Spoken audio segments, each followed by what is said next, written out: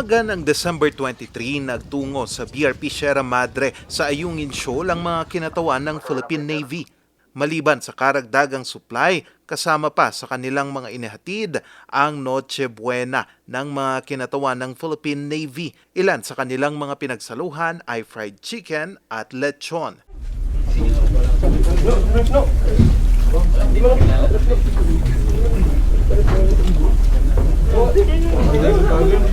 Maliban sa resupply, sinuri rin ang kalusugan ng mga sundalong nagbabantay sa BRP Sierra Madre.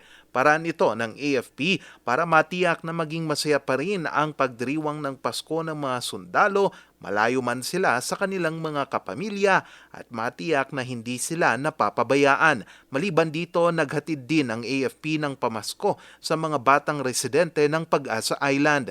Hinatiran din ng pamasko ang mga kinatawan ng AFP na nagbabantay sa Panata Island, Rizal Reef Station, Cota Island, Parola, Lawak, Likas at Patag Island.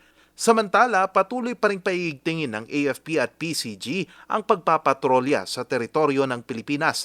Noong Miyerkules, December 24, itinaboy ng Philippine Navy ang PLA Navy Jiangkai II class frigate na may bow number 569. Namataan ito 41 nautical miles timog kanluran ng Capones Island sa Zambales. Samantala, tinulungan naman ang kinatawan ng PLA Navy Luyang III class guided missile destroyer na may bow number 174 ang isang mangingisdang Pilipino. Ayon sa Chinese Embassy, 3 araw daw na na-stranded sa baybayin ng Zambales ang mangingisda. Pumalya raw kasi ang makina ng bangka nito.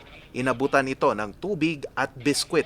Bagamat nagpapasalamat ang Philippine Coast Guard sa ginawang pagtulong ng PLA Navy, pinuna naman nila ito dahil hindi ibinigay ng PLA Navy ang eksaktong lokasyon ng mangingisda. Hindi rin daw totoo na na-stranded ang mangingisda, kundi inaantay lang daw ng mangingisda ang kanilang mother boat. Maliban dyan, wala raw karapatan ang Chinese Navy na mag-operate sa baybayin ng Zambales. Umaasa naman ang Philippine Coast Guard na hindi gagamitin ng China sa kanilang mga propaganda ang pagtulong nila sa mangingisda. Charles Nicolimon, RNG News.